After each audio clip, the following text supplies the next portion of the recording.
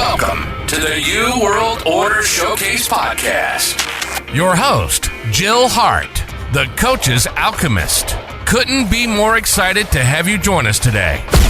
On this podcast, we celebrate the champions of change, the up-and-coming life, health and transformational coaches who are fearlessly stepping forward to make a difference in the world. Get ready for inspiring stories, practical tips, and powerful moments that will motivate you to make a positive change in your life and those around you. We're happy to have you join us on this incredible journey as we dive into the world of life, health, and transformational coaches who are lighting up the path towards a better tomorrow.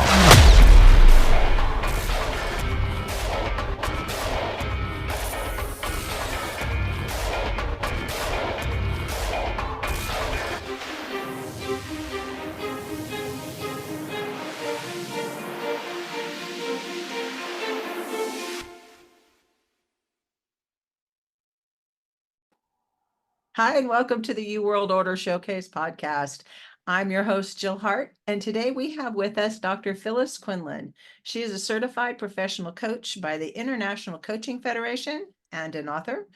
Since 2012, she has served as the career coach for the American Organization of Perioperative Nurses, which has over 44,000 members, and the American Nurses Association New York State chapter, and was named to the outstanding list of coaches serving the American Hospital Association. She's here to share with us her knowledge on how to optimize health and well-being to accelerate personal and professional growth.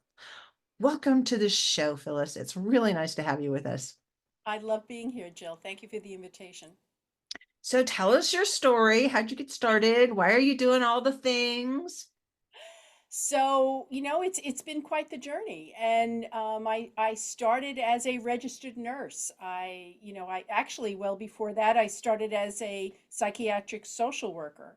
And I was a psychiatric social worker for about 20 minutes before I realized I actually wanted to be a nurse. So I went back to school and finished my baccalaureate degree in nursing and had a very varied career in administration, education, and clinical. I've been a director of education, director of a unit, director of a facility, and I have really practiced in a lot of particular venues, but predominantly in critical care, emergency trauma.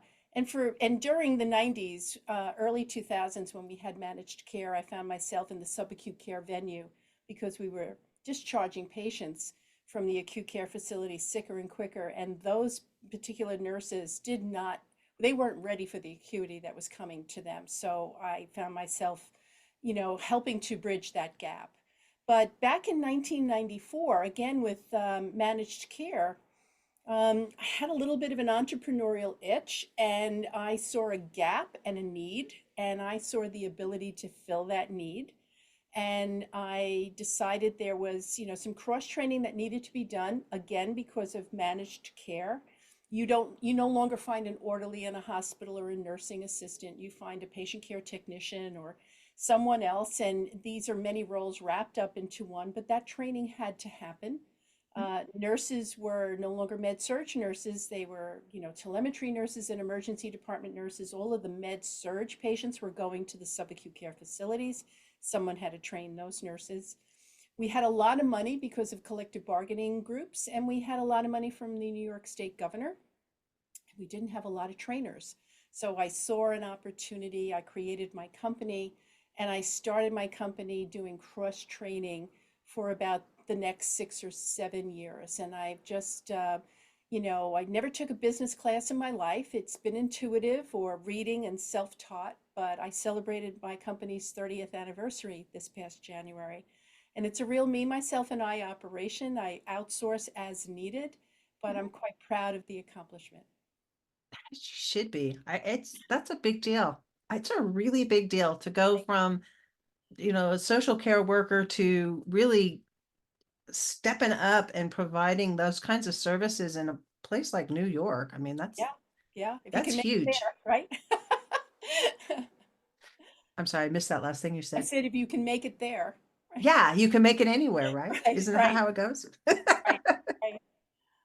So, right now, how does your business operate? I know you were talking about training people as they were transitioning from different medical models. And it Yeah. looks to me on the outside, as somebody who's not involved in traditional medicine, that the medical community is changing again. Since the pandemic, things seem to be changing. Yeah. Am I wrong? You're not wrong. You're spot on. So, you know, my organization is a multi-service organization. I have moved from cross training to leadership development to healthcare consulting to executive coaching and of course coaching professional and family caregivers. So I don't zoom in on just one, you know, elite group of executives. I coach everyone who has a need for coaching. Mhm. And I really, you know, benefit from that as a coach because I hear it all. And you know, there are a lot of professional caregivers out there, regardless of how they manifest their caregiving. You don't need a license or a certification. You could be a family member, or you could be in environmental services. You are still serving. You are still Right. caregiving, and that needs to be respected. So I offer coaching services to all of those folks. I think the question you're asking is, you know, what has changed to, you know, to 2024? And without a doubt, COVID has been that demarcation. You know, we all have those moments.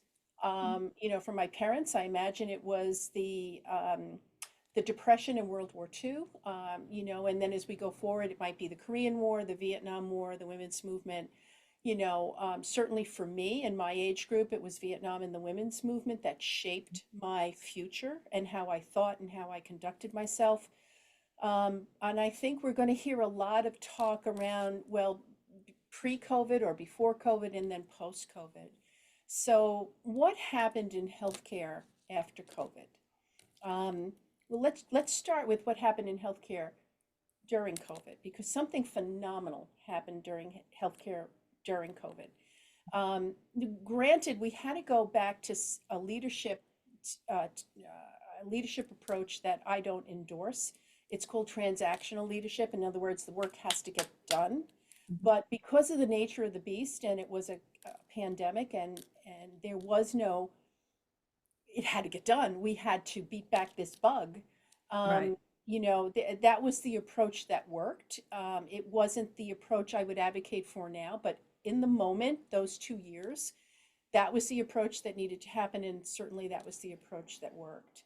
Um, the extraordinary thing that happened is for the 40 years before that, as a practicing nurse, um, I taught interprofessional collaboration. I dreamed of interprofessional collaboration. I spoke about interprofessional collaboration. I had never lived it, but come March of 2020, there it was happening in front of me. And, you know, where people were like, okay, we have a common enemy here, and status and rank and ego has no place in the room. So our beloved, you know, infection prevention people and our beloved environmental services people were as important to us as a surgeon or a physician. And in my humble opinion, it was about time, you know, Yeah. and we just all came together with a collective focus against one common enemy. And the professional caregivers of this world and the scientists beat back that bug and saved the planet. I will say that till the day I die, and I am so proud to be a part of that in some small way. Here's what happened after COVID. No sooner than was the immediate thing over, and things, there was some semblance of normalcy. You know, we had a vaccine, we had infusions, we knew what to do. You know, we weren't, you know, building this plane while we were flying it. We had some semblance of a game plan or a, you know, a procedure book to fight COVID. And egos started taking over and silos started to be recreated. People went back into I'm this and you're that, and here's my authority and you're over here. And it was hurtful to see that happen because it wasn't necessary. We should have been banging pots and celebrating the fact that we finally broke through that interprofessional barrier and appreciated each other as a team, as a collective, in Right. a sense that had solidarity in healthcare like we've never seen in my lifetime. And to see it dissolve and go backwards was heartbreaking. So here's what has happened. When I talk to people who navigated through COVID, these are the professional caregivers who, remember, professional caregivers didn't get a break. They took care of everyone, and then they went home and took care of whatever COVID reality was there. So there was no getting away from COVID. Other organizations, industries, professions, if you will, maybe stayed home and didn't have to care for that. But for professional caregivers, it was 24/7. There was no getting away from it, which was extraordinarily difficult. When I say to them, tell me one thing, tell me just one thing you learned about yourself when you navigated COVID, almost to a person, they're telling me I'm stronger than I ever thought I could be. And there is an element in the media that wants to say that everybody in healthcare is burnt out and dried up. And I'm here to tell you, I'm talking to them on a daily basis, and that's not what I'm hearing. What I'm hearing is I'm stronger than I ever thought I could be, which is the language of growth, not the language of post-traumatic stress and defeat. That is not it at all. They are bone tired because they never got a break. In the 2 years, people might have been furloughed or homeschooling or had their life changed in various ways. The healthcare providers were 24/7. They dealt with it at home and they dealt with it at work. And they are physically weary. And of course, there is that mental stress of, I don't know if 2 weeks is enough vacation. I got to put this all back together in some kind of place. But are we separated from mission and purpose? And that's really the definition of burnout. Do we no longer understand why we do what we do? Are we separated from mission and purpose? And I have to tell you, COVID anchored that. What happened, though, is that because they went through the COVID experience and came out of it with a sense of growth, not defeat, all right, that they found themselves more capable, they found themselves more competent, they found themselves more empowered. And what has happened is that some people haven't gotten that message, and they want they want the bedside workers to put that genie back in the bottle, like, this new and improved, or this growing, this empowered, newly empowered person. That's just lovely for you, but can we go back to the way it was? And there is no going back to the way it was. So the industry is experiencing people leaving, not leaving the professions. And I really want to be clear here. They're not leaving nursing, respiratory therapy, physical therapy, social work, medicine. They're going to find an organization that it will create a healthy work environment enough to support their new growth. They're in search of, they're not running from, they are in search of. So I think they're sometimes creating their own opportunities. Like some of them coaches are like yes, blowing up everywhere. Gen Zs are making money making apps at doing, because their DNA is digital, and Yeah. they can figure that out. So people are they're practicing their profession, but in very new and very innovative ways, because their experience with COVID, again, I'm stronger than I ever thought I could be, has allowed them to take a risk when before maybe they would have thought better of it.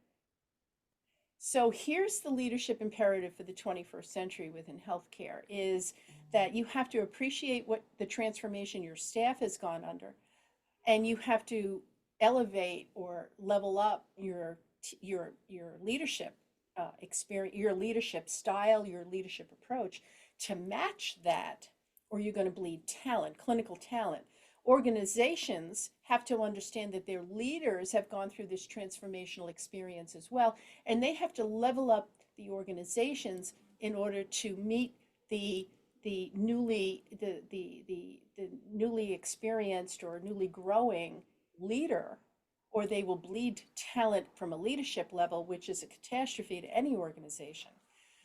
So there we are. So the question now is, is the organization ready, willing, and able to level up in order to capitalize on the transformation that has happened to staff, leadership, and if they can, they will absolutely be successful. And if they can't, well, we read about healthcare organizations closing across the country for various reasons. And part of it has to do with retaining talent. Do you find that more and more medical associations? Let me put it this way. I know I live in a very small community, and we're connected to a slightly larger community on two sides. Um, any the big city is like a couple hours away. So what I'm seeing just from a layperson's perspective is that doctors are being sucked into medical organizations more than they used to be. You used to be able to find independent doctors and nurses that were just like their own little satellite deal. But more and more, it seems like they're just becoming part of this bigger collective it's like there's 3 or 4 big medical conglomerates um, that are are dictating medical policy across the board. So it's like it's really starting way up high and trickling down. Yeah, so that kind of started back in the late 90s with managed Mhm, care, or the mid mhm. to late 90s. And insurance companies started doing that, and healthcare organizations started as well. And I can tell you, I've been hired to do some consulting in some organizations where they come in and then the chief executive officer says, "Why do I have to hire you to teach compassion to nurses? Isn't that on their DNA?" And, my answer is, well, in the last 10 years of managed care, what did you ask the nurses to do? Because nurses will do what you ask them to do. Physicians will do what you ask them to do. Mhm. And I said, I have practiced and lived and led through it. And I heard about downsizing, right sizing, efficiencies, doing more with less, consolidation of resources. I heard a business model. Nobody used the word caring in the last 8 years that I can remember. So, did you ask them to care? Because if you didn't ask them to care, they became business people, which is not their DNA, which is where burnout happened. There was a disconnect between mission and purpose and what their souls incarnated on this planet to do versus what they were asked to do in order to keep their jobs. And I got to give a real big shout out to the Laura Breen Foundation. Lauren Breen was a physician here in New York who took her own life. And out of that tragedy, her family really rallied around her mission and purpose and realized that she had some real medical health issues that were ignored and unattended, and of course the consequence is what I stated. And they are bound and determined that Lorna's rather, legacy will be that no other physician should have to go there, or no other nurse for that matter. So, they are trying to not just talk about taking the stigma out of healthcare or medical health needs, but they're also trying to say to organizations, make it doable. For God's sake, make it doable. You can't defy the law of gravity or the law of physics here. You can't put 8 pounds in a 10-pound bag and not expect a seam to rip. So, how many physicians do I know that are working extraordinary hours and then have to go home and put in extraordinary hours to catch up on their documentation? And I know nurses that are doing the same way because, let's capitalize on everybody having a PC at home so that they can extend the work day, from 12 hours to 16 hours, of course, with no compensation, but the expectation is there. And I think what is happening is that, to quote a famous line from Network, the movie, everybody's a little mad as hell and not going to take it anymore. So people are really rethinking how much they're going to do. And here's the other piece: the generation behind us is Mhm. watching very closely and saying, I won't let that happen to me. Yeah. So of course, because you're not going to get that same response, not because they're not willing and able to give their very best each and every day, but because they see the consequences of doing your very best for the business and not necessarily for the patient. They're like, no, I'm just not going to go there. My mental health isn't worth whatever you're going to pay me. And we're going to label those very intelligent people as not having a work ethic, or those millennials are driving us crazy, and all of this other stuff. And quite honestly, I think there's a lot to be learned from the younger population.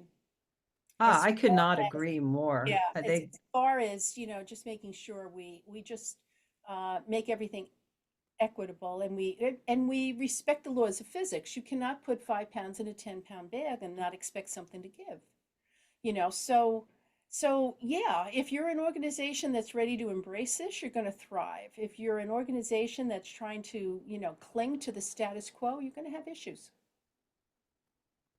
yeah, I've got like so many directions of this conversation.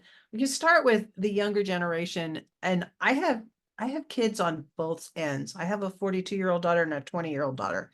And the 42-year-old's looking at, I mean, she's a go-getter and she's out Yep. there and she and her husband have their own business, Yep. but they have their boundaries She's a on, millennial. She and he are a millennial.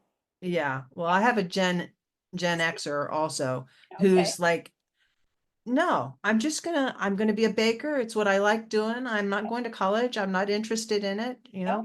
She's black belt in karate and that's her passion in her life. And the income part, that's not the important It's part mood. of her life. No, it's mood. She hears a different drummer. She Mhm. does. And the I just, Gen Zs will be similar.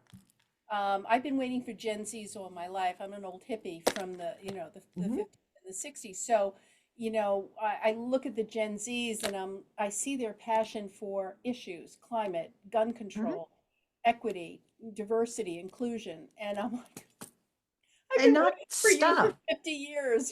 They don't care about No, stuff. no, they don't care about stuff. But here's the thing. Um, they keep it in a perspective. Do you know what I Mhm. mean? So Yeah.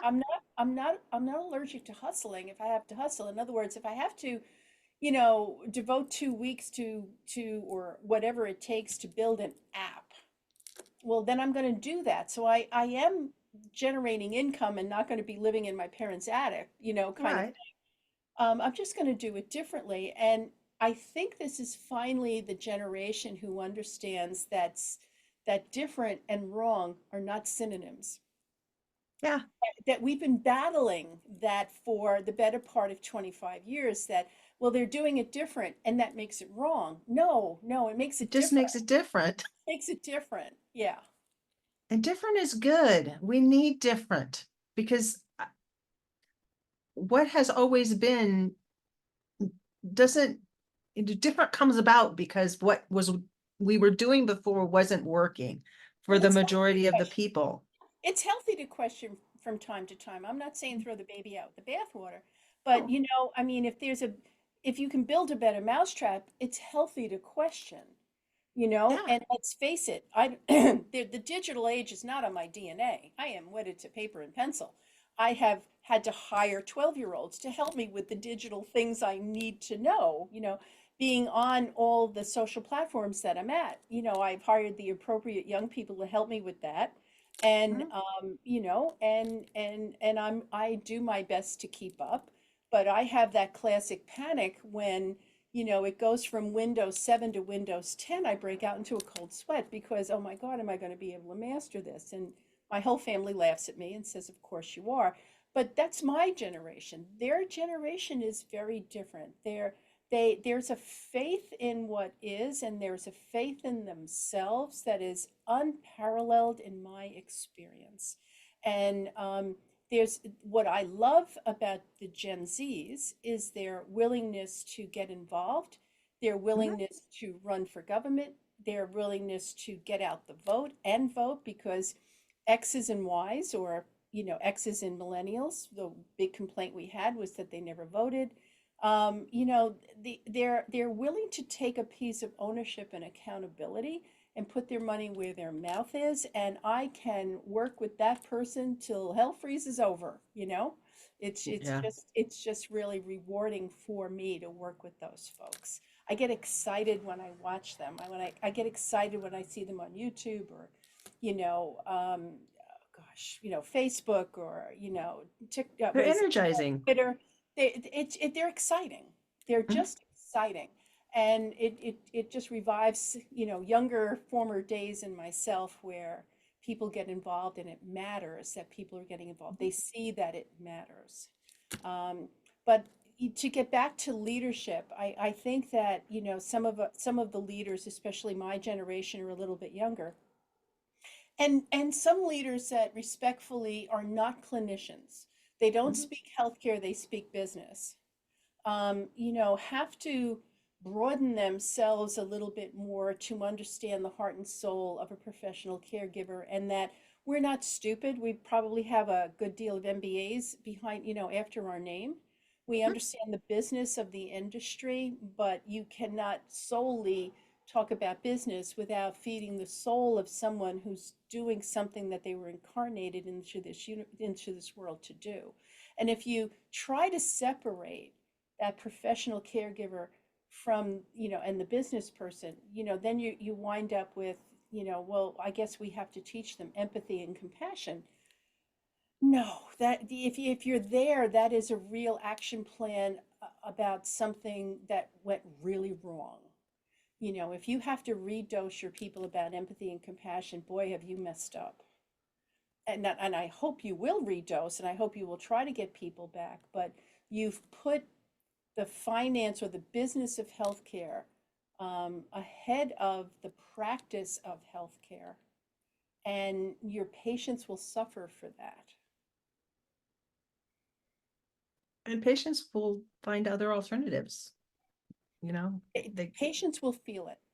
Okay, Mhm. they won't be able to articulate it. They'll just tell you, I wasn't comfortable there, or I couldn't make a connection, or we just didn't get along, because you can purge just so much out of someone, and then they no longer make that connection. So, it here's where I got started as a coach with the whole idea of caregiver fatigue or empathy fatigue, call it what you want.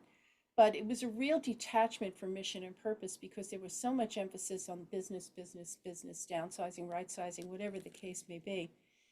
And what I've now, the remedy for that, I believe, is emotional intelligence training, and understanding that, with self-awareness, the universe will hand you these, what I call boot camp moments. And I'm sure the military analogy is not lost on you.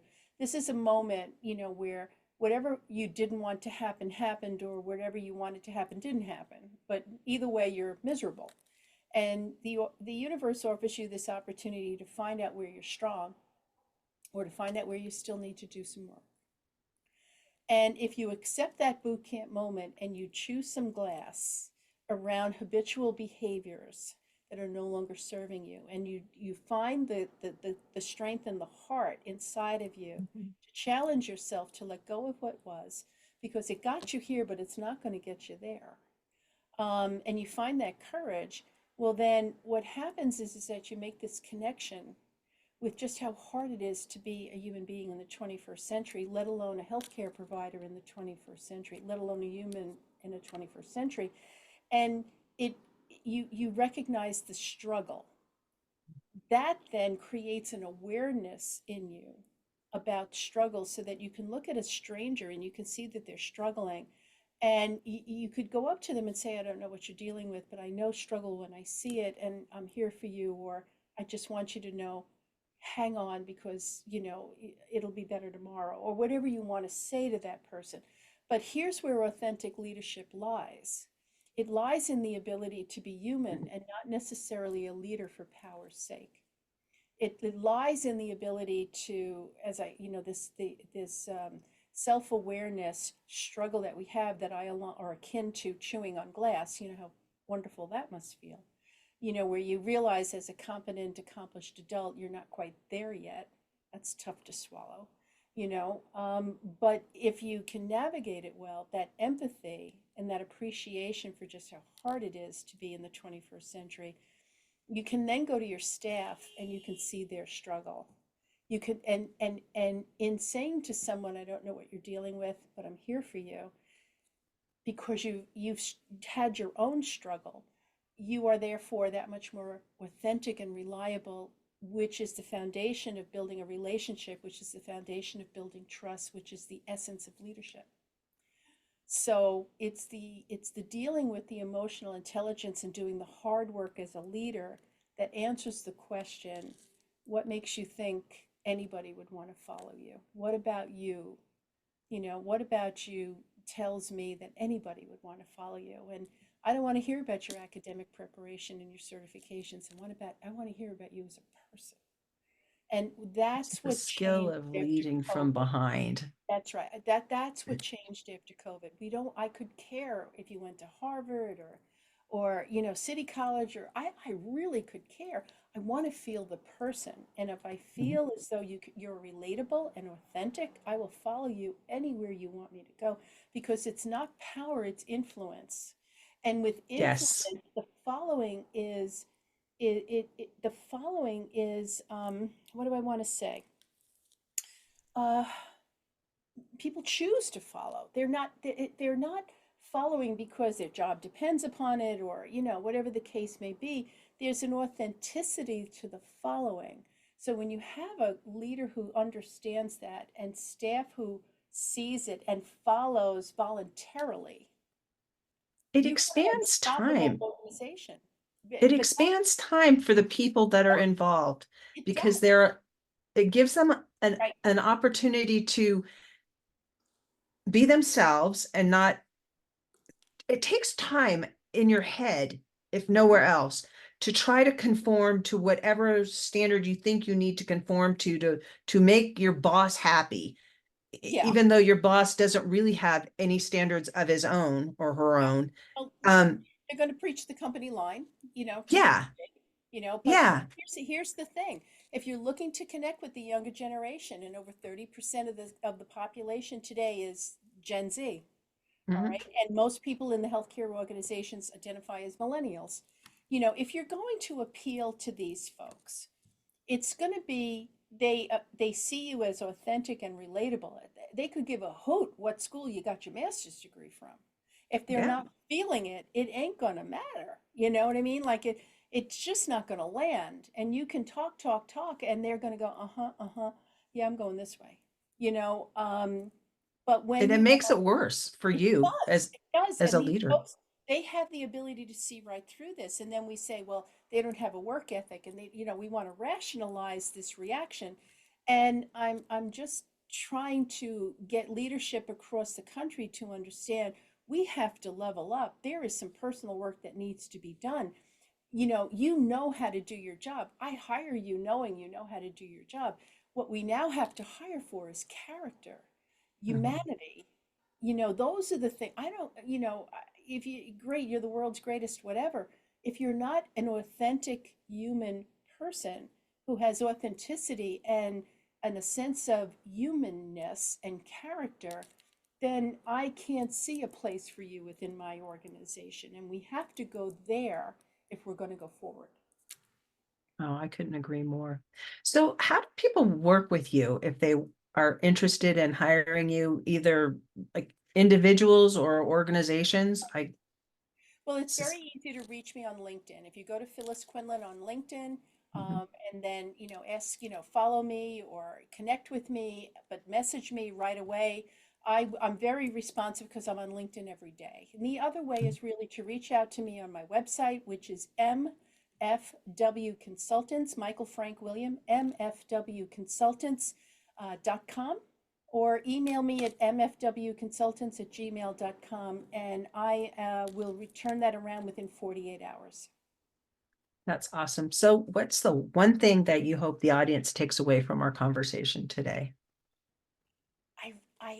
I want them to be hopeful. I hope that they are hopeful. The one thing is to lean into the fact that you are stronger than you ever thought you could be, which means if you look behind you and see all that you have navigated through, you should not have a question about what the future holds in your ability to navigate through that too. That's awesome. Thank you so much for joining me, Phyllis. I had such a good time, Jill. Thank you. Thank you so much for tuning in to another empowering episode of the U World Order Showcase podcast. We hope you've enjoyed hearing from our incredible life, health, and transformational coaches who are making a profound impact on the world. Remember, change begins with you, and you have the power to transform your life and the lives of others. If you want to take that next step and unlock your true potential, visit thecoachesalchemist.com, where you can find the 3 ways we can help you for free to spin your talent into gold with clarity, a system, and a plan. Don't forget to hit the subscribe button so you never miss an inspiring episode.